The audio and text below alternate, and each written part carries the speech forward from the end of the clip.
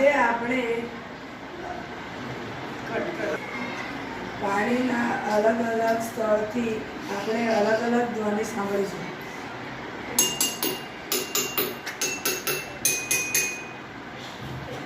સમીરભાઈ તમે પણ સંભળાવો.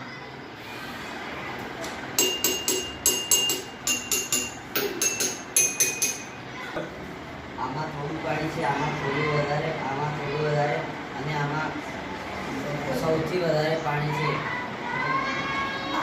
આ તરફથી આપણે અલગ અલગ ધ્વનિ સાંભળીશું.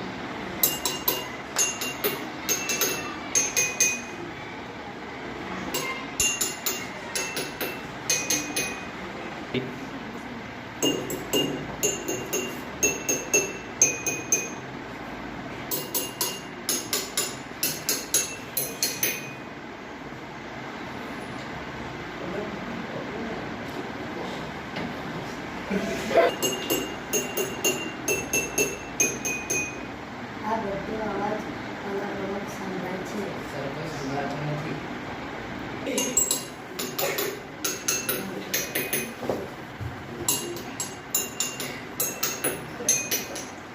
આ કાચનો ગ્લાસ છે, આમાં પાણી છે અને આ સ્ટીલની ચમચી છે, છતાં પણ આમનો અવાજ સરખો આવતો નથી.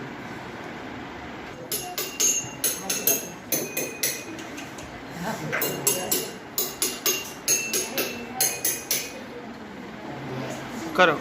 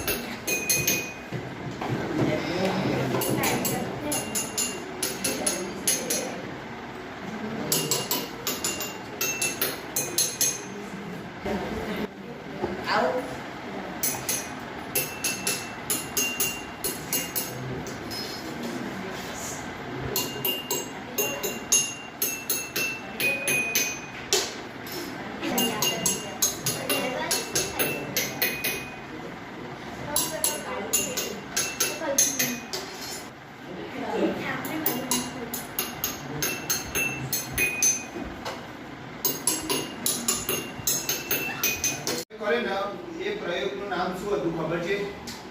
શું હતું? જળ તરંગ. બરાબર. જળ તરંગ એટલે શું? તો તમે બધાએ જોયું હશે કે આમાં બધામાં છે ને પાણી અલગ અલગ સ્તર સુધી ભરેલું છે અને એ અલગ અલગ સ્તર સુધી ભરેલું છે. એ પાણી જોડે માધ્યમ આપણે એક બીજું પણ રાખ્યું છે ધ્વનિ માટે. આને કાચનું માધ્યમ કહેવાય. કયું કહેવાય? કાચનું. બરાબર. અને આ સ્ટીલની ચમચી દ્વારા આપણે એને અથડામણ કરીએ છીએ. શું કરીએ છીએ? અથડામણ. તો જો જેમ જેમ આપણે અથડામણ કરીએ છીએ એમ અલગ અલગ અવાજ ઉત્પન્ન થવાનું કારણ શું છે કે અહીંયા આપણે અથડામણ કરીએ છીએ તો આની ધ્વનિ પાણી જેટલું છે એટલું શોષાશે અને બાકીનો અવાજ બહાર કાઢશે. આના કરતા જો તમે આનો અવાજ જો, આના બંનેના અવાજનો ડિફરન્સનું કારણ એ છે કે આમાં પાણી સૌથી ઓછું છે એટલે આમાં ધ્વનિ ઓછું શોષાય છે, બાકીનું બહાર આવી જાય છે અને આમાં સૌથી વધારે શોષાય છે. આનું કારણ એ જ હતું. બરાબર. એટલે તમને કોઈ પૂછે કે ભાઈ અવાજ કેમ આવો અલગ અલગ આવે છે તો આનો ડિફરન્ટ મેન એ જ છે કે પાણીનું જેટલું સ્તર વધારે હશે એમ અવાજ થોડો ઘાટો અને જાડો આવશે અને પાણીનું સ્તર જેટલું ઓછું હશે એટલો અવાજ પાતળો આવશે અને એની આવૃત્તિ કેવી હશે? ઊંચી હશે. એટલે આની આવૃત્તિ કહેવામાં આવે તો પ્રબળ કહેવાય અને આની આવૃત્તિ કહેવામાં આવે તો નિર્બળ કહેવામાં આવે. બરાબર. જળ તરંગ વિશે ખબર પડી ગઈ? હા. બધા એટલે આ રીતે પ્રેક્ટિસ કરતા રહેજો અને થમ થમ થમ